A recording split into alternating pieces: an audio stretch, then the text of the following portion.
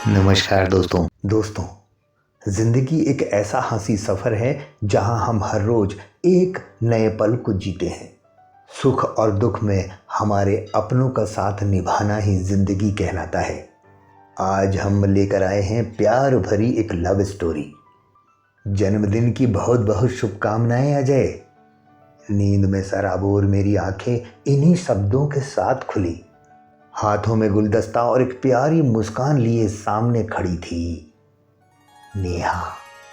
गुलाबी सूट, हल्के रंग की लाल चुनरी, काली बिंदी और झुमके पहने नेहा। मैं उसे एक टक निहारता रहा।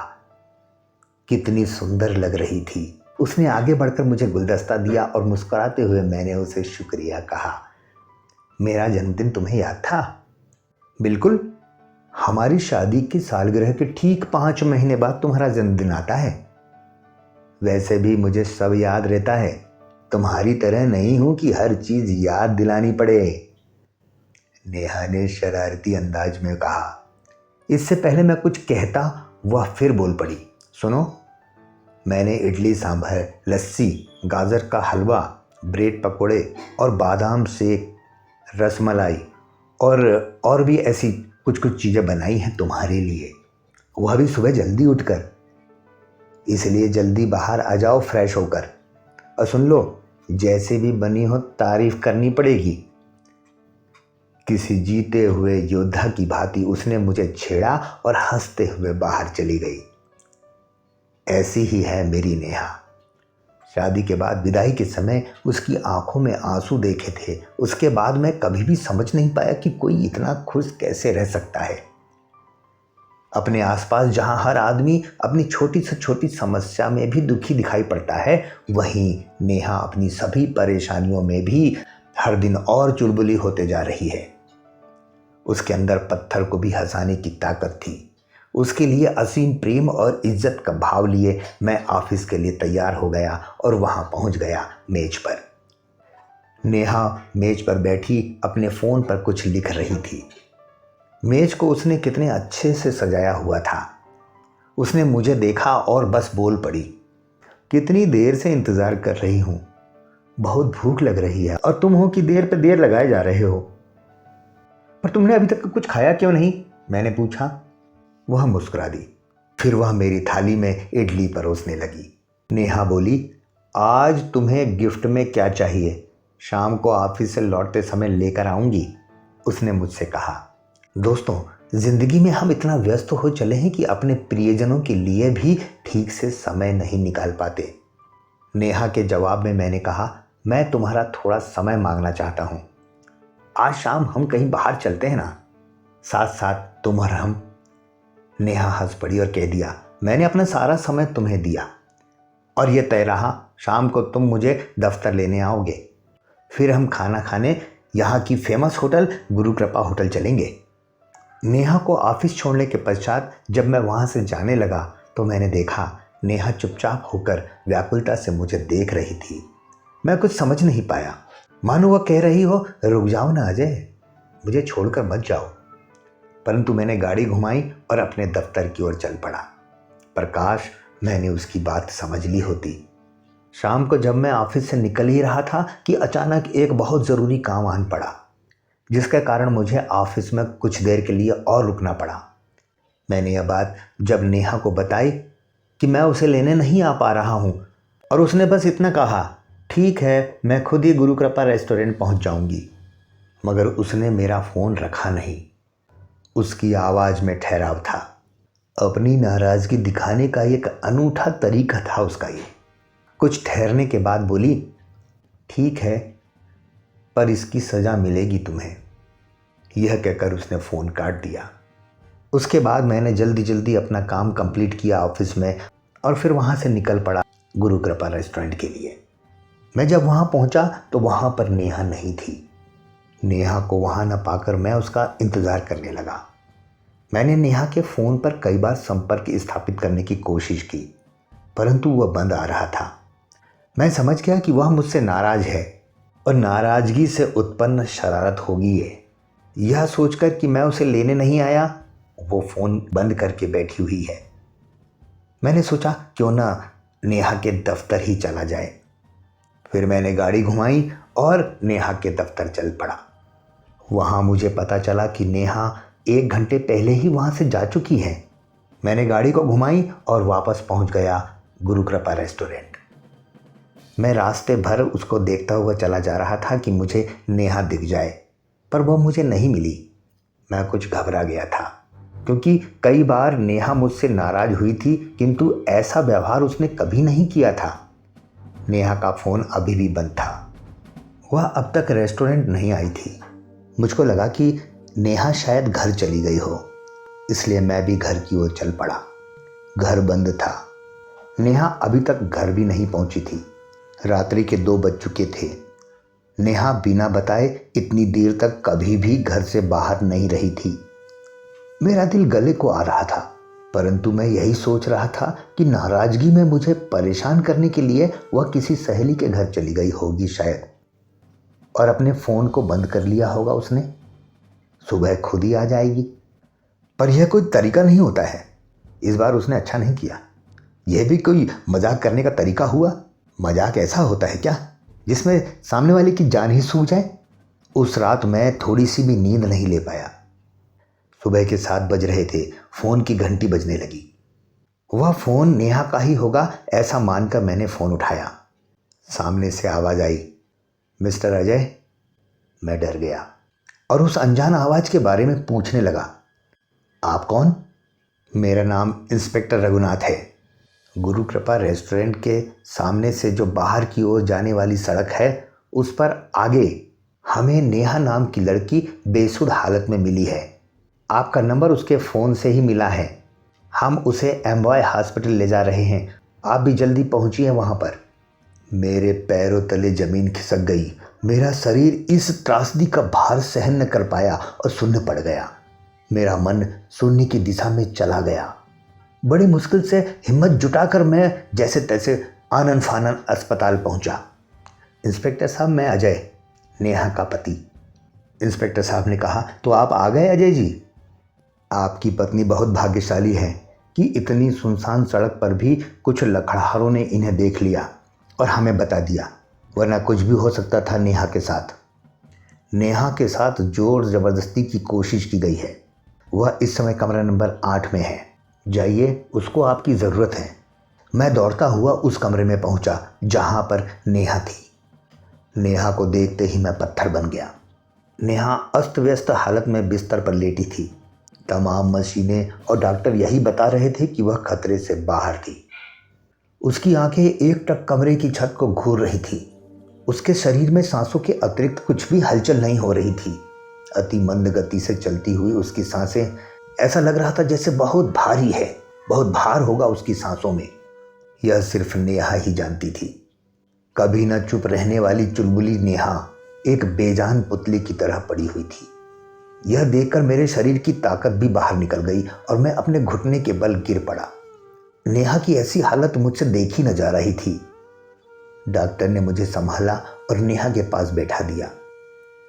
मैं अपने आंसुओं को रोक नहीं पा रहा था और मन ही मन अपने आप को कोस रहा था कि सुबह मैंने उसे अकेला क्यों छोड़ा।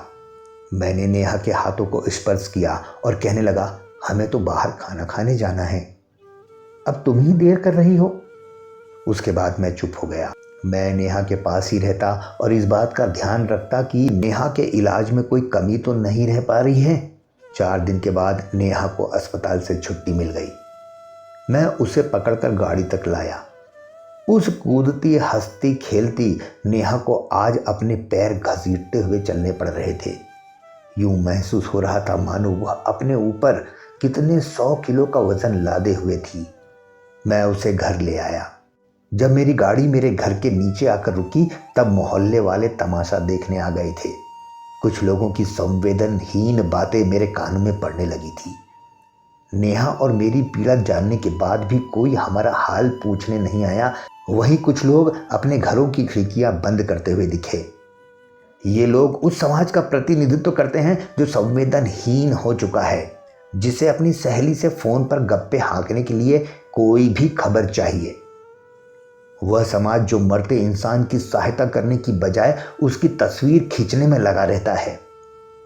उससे कोई और उम्मीद क्या की जा सकती है। दुख तो इस बात का था कि हमारे खुशी के दिनों में मदद और मानवता की डींगे हाँकने वालों ने आज एक लड़की को इंसान मानने से ही इनकार कर दिया था। परंतु मुझे इन बातों से कोई फर्क नहीं पड़ने वाला। नेहा आज भी मेरे लिए उतनी ही खास और मूल्यवान थी जितनी कि पहले। अत्यंत भारी मन से मैं नेहा को घर के अंदर लाया और उसे बिस्तर पर लेटा दिया, जिस पर से नेहा ने ही मुझे 4 दिन पहले उठाया था। उसे देखकर मैं बस यही सोच रहा था कि उस दिन नेहा मेरे उठने का इंतजार कर रही थी।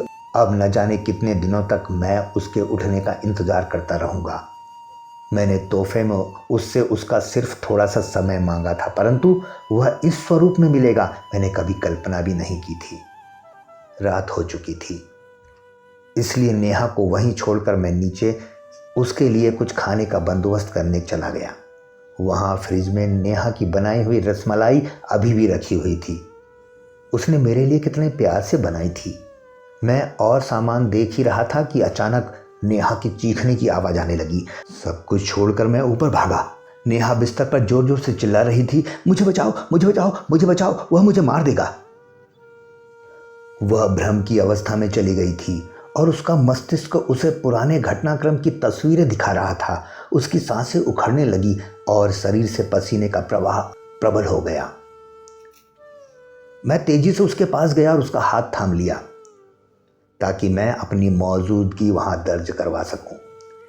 नेहा ने एकाएक मुझे पकड़ लिया। मैं उसे बार बार यह कहने लगा कि सब ठीक हो जाएगा, सब ठीक हो जाएगा, उसे कोई खतरा नहीं है, डरने की ज़रूरत नहीं है, घबराने की ज़रूरत नहीं है।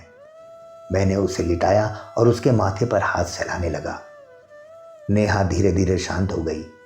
मैं उससे अभी भी यही कह रहा था कि उसके पास ही हूँ, मैं उसके पास ही हूँ, मैं उसे कुछ नहीं होने दूंगा। नेहा ने कुछ नहीं कहा, परंतु मैंने देखा उसकी आंखों के कोने से एक आंसू की बूंद बह गई।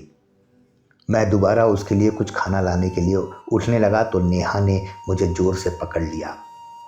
वह पुनः व्याकुलता से मेरी तरफ देख रही थी, मानो कह रही हो, रुक जाओ ना अजय, मुझे अकेला छोड़कर मत जाओ।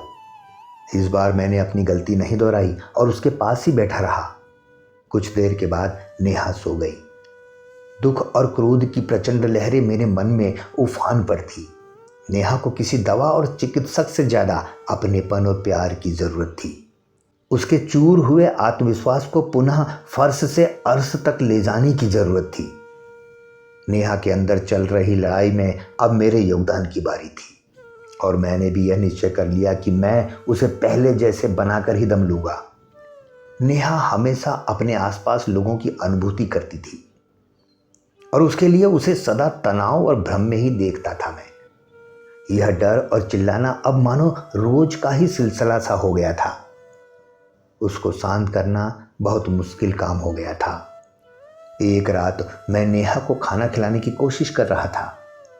यूं तो वह खाने की शौकीन थी, पर अब एक साधारण रोटी भी वह खा नहीं पा रही थी। अचानक वह रोने लगी। न जाने इस बार उसके मन में किस बात की टिस सी उत्पन्न हुई थी। कहने लगी, मुझे माफ़ कर दो अजय, शायद मेरी ही कोई गलती रही होगी जो मुझे यह सज़ा दी गई है। मैंने कुछ तो ऐसा ज़रूर किया होगा जो मेरे साथ ऐसा हुआ। मेरे में ही सब कमियां हैं। मैं सबके लिए एक बोझ हूँ। इस बोझ से मुझे बहुत दर्द हो रहा है। तुम मुझे छोड़कर चले जाओ, अब मैं तुम्हारे योग्य नहीं रही। नेहा के इस स्वरूप की मैंने कल्पना भी नहीं की थी। जो लड़की किसी निर्जीव में भी प्राण फूंकने का सामर्थ्य रखती थी, वह आज इतनी टूट गई थी कि अपने आप को ही निराशा से बाहर नहीं निकाल पा रही थी। उसके मुख का तेज कहीं गुम हो गया था। नेहा ने कभी किसी का दिल नहीं दुखाया, पर अब उसने अपने दिल पर न जाने कितनी बातों का भार डाल दिया था कि खुद ही अपने में घुटने लगी थी। मैंने नेहा के आंसू पोंछे और उससे कहा, तुम्हारी कोई गलती नहीं है, तुमसे कभी कोई गलती हो ही नहीं सकती।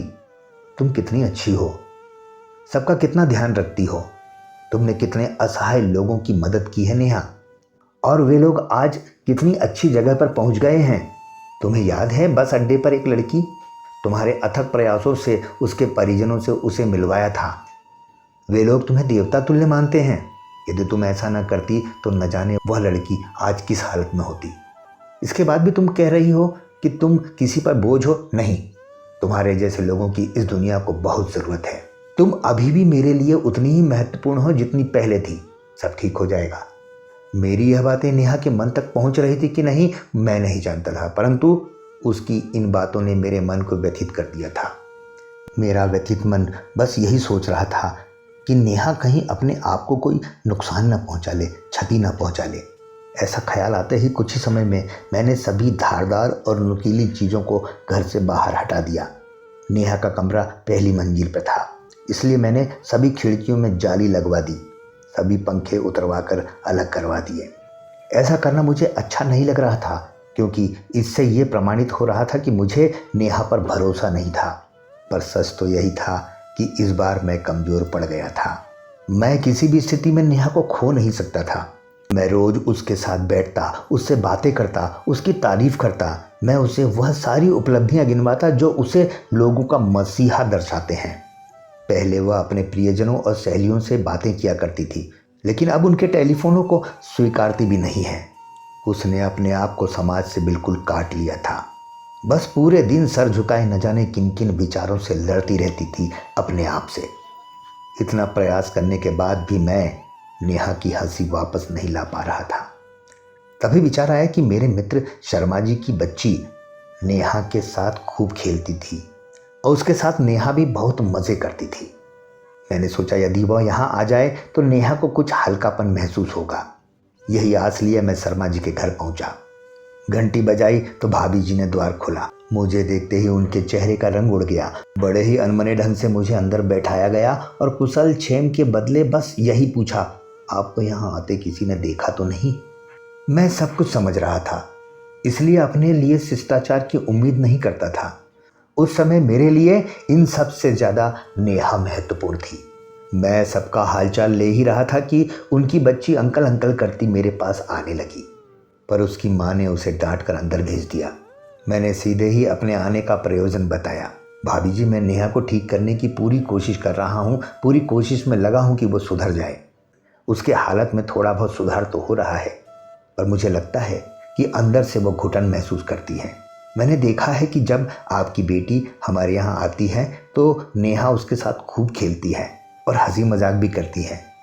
इसलिए मैं आपसे विनती करता हूँ कि कुछ देर के लिए यदि आप इस बच्ची को मेरे यहाँ ले आएँ तो बहुत अच्छा लगेगा उसे।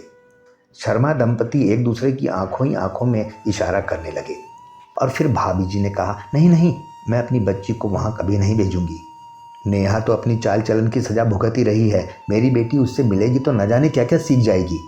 मैंने सुना है रात में दफ्तर से निकलकर नेहा अपने पुरुष मित्रों के साथ खूब हंस हंस कर बातें किया करती थी।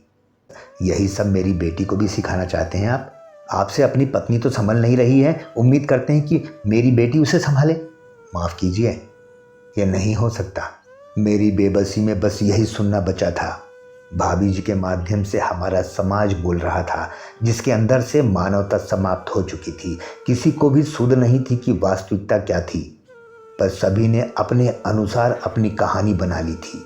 उन्होंने दोषी चुन लिया था, मुकदमा भी चला दिया था और उस इंसान को सजा भी सुना दी थी जो खुद शिकार हुआ था। मेरी नेहा हारी नहीं थी, परंतु इस समाज ने उसे हरा दिया था। मैंने नेहा की पैरवी करते हुए कहा, भाभी जी, आपने बिना कुछ जाने सोचे ही नेहा पर ही उंगली उठा दी। इस पूरे वाकये में उसकी लेस मात्र भी गलती नहीं है। उसकी मनोदशा का आपको अंदाजा भी है। मैं उसे पहले जैसे बनाने के लिए क्या कुछ नहीं कर रहा हूँ। उसे थोड़ी खुशी मिल जाए इसलिए आपसे सहायता मांगी थी, परंतु आपने तो उसके चरित्र पर ही सवाल उठा दिए। इतनी बेइज्जती के बाद मैंने एक आखिरी कोशिश की और शर्मा जी की तरफ देखा, परंतु उन्होंने भी अपनी आंखों से वास्तविकता की जगह अपने मोबाइल को देखना ज़्यादा बेहतर समझा। घर लौटते समय एक लाल बत्ती पर मैं रुका तो मैंने देखा एक व्यक्ति फूल बेच रहा है। उन्हें देखकर मुझे वह गुलदस्ता याद आ गया जो नेहा ने मुझे मेरे जन्मदिन पर दिया था। मैंने भी नेहा के लिए एक लाल गुलाब का फूल और एक बहुरंगी फूलों का गुलदस्ता खरीद लिया। घर पहुंचकर मैंने एक मुस्कान के साथ वह फूल नेहा की तरफ बढ़ाया, परंतु वह उसे स्वीकारने की हिम्मत न जुटा पाई। मैंने उस फूल को उसकी गोद में रख दिया और वह गुलदस्ता उसके बगल में सजा दिया। कुछ देर के बाद जब मैं पुनः उस कमरे में आया तब वहाँ के बदले माहौल को देखकर मेरी खुशी का ठिकाना न रहा।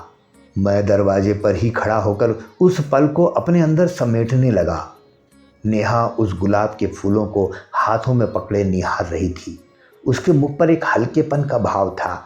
गुलदस्ते को भी नेहा ने अपनी गोद में रखा था, मानो उन बहुरंगी फूलों से अपना श्रृंगार कर रही हो। उन बेजुबान फूलों ने अपने रंगों से एक अजनबी लड़की को जो पत्थर सी बन चुकी थी पुनः जीवित कर दिया था।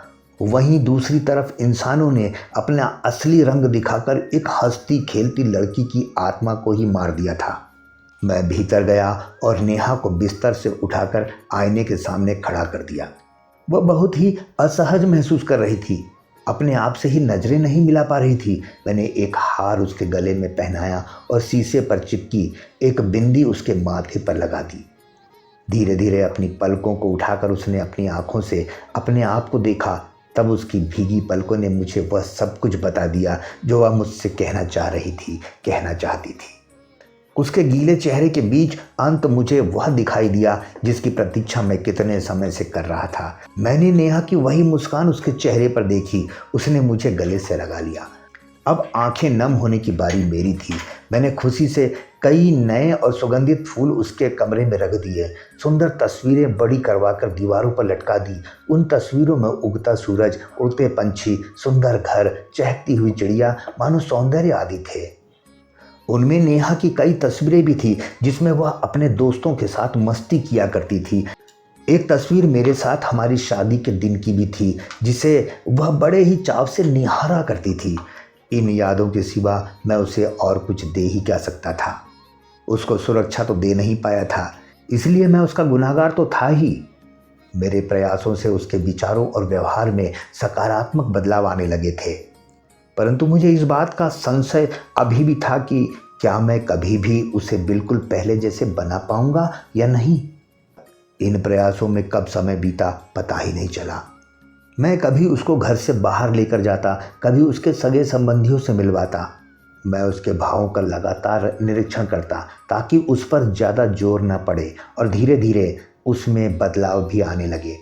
उसके इर्द गिर्द सकारात्मक और खुशनुमा माहौल मिलने से उसकी मानसिक भ्रम में कमी आई थी। यह भी भाग्य की विडंबना ही थी कि वह दिन पुनः आ गया जिस दिन गत वर्ष मैं उसे शादी के बाद पहली बार अपने घर लेकर आया था। उसने एक खुशहाल जीवन की कल्पना की होगी, परंतु वास्तविक रूप में उसे क्या मिला इसे लेकर वह मेरे बारे में पता नहीं क्या सोचती होगी। उस हादसे के बाद हमारे निकटतम संबंधियों के अतिरिक्त किसी ने हमसे मानवता का रिश्ता भी नहीं रखा। एक लड़ाई जो नेहा लड़ रही थी, वही एक लड़ाई मुझे भी लड़नी पड़ी। मैं अपने ऑफिस में ही कितनी नज़रों का शिकार हुआ। लोग मुझे ऐसे देखते थे जैसे मैं किसी दूसरे ग्रह से आया हुआ हूँ। इंसानों के बीच इंसानों की क्या जगह है, यह भी मैंने इसी समय महसूस किया। हमसे अच्छे तो वह बेजुबान पशु हैं जो अपने मृत साथी को भी साफ मन से विदा करते हैं। इन सब को देखते हुए मेरा एक नियम बिल्कुल स्पष्ट था कि नेहा के साथ कोई हो न हो, मैं तो ज़रूर रहूँगा। हम दोनों को एक छत के नीचे रहते 1 साल हो गया था। अपनी शादी की पहली सालगिरह पर नेहा को क्या उपहार भेंट करूं, इसका निर्णय भी लेना कठिन था मेरे लिए। यही सोचते सोचते नेहा के बिस्तर के समीप एक कुर्सी पर मेरी आंख लग गई। अगले दिन मेरी नींद इन शब्दों से खुली, हैप्पी एनिवर्सरी अजय। हाथों में गुलदस्ता और एक प्यारी सी मुस्कान लिए सामने खड़ी थी नेहा। गुलाबी सूट, हल्के रंग की लाल चुनरी, गले में हार और माथे पर बिंदी लगाए नेहा को देखकर मुझे विश्वास ही नहीं हो रहा था। नेहा ने यह लड़ाई आखिरकार जीत ही ली थी और जीते हुए योद्धा की भांति वह मेरे सामने शान से खड़ी थी। खुशी की सभी सीमाओं को पार करके मेरे आंसुओं ने उसका अभिवादन स्वीकार किया और उसे गले से लगा लिया। खुशी में गदगद मेरे कंठ को शब्द नहीं मिल रहे थे। इतने अनमोल तोहफे की मैंने कल्पना भी नहीं की थी। मैं बस इतना ही कह पाया, तुम्हें भी आज का दिन और एक नई जिंदगी बहुत बहुत मुबारक हो नेहा। दोस्तों, अचानक अप्रत्याशित परिवर्तन व्यक्ति में भावनात्मक उथल पुथल का कारण बन सकता है। अक्सर ऐसे व्यक्ति दूसरे व्यक्ति की सहानुभूति की तलाश करते हैं, सहानुभूति की चाह रखते हैं। दोस्तों, प्रत्येक व्यक्ति समय समय पर एक बुरे वक्त से गुजरता है जिसमें भावनात्मक और मानसिक ताकत होती है। वे लोग मंजिल पाने के लिए रास्ता खोजने में सक्षम होते हैं। दोस्तों, इसलिए कहा गया है कि कठिन परिस्थितियों में सकारात्मक रवैया रखें। दोस्तों, आपको ये रचना कैसी लगी ज़रूर बताइएगा। हम ऐसे ही परिकल्पना को लेकर फिर हाजिर होते हैं दोस्तों। तब तक के लिए नमस्कार, जय हिंद, जय भारत दोस्तों।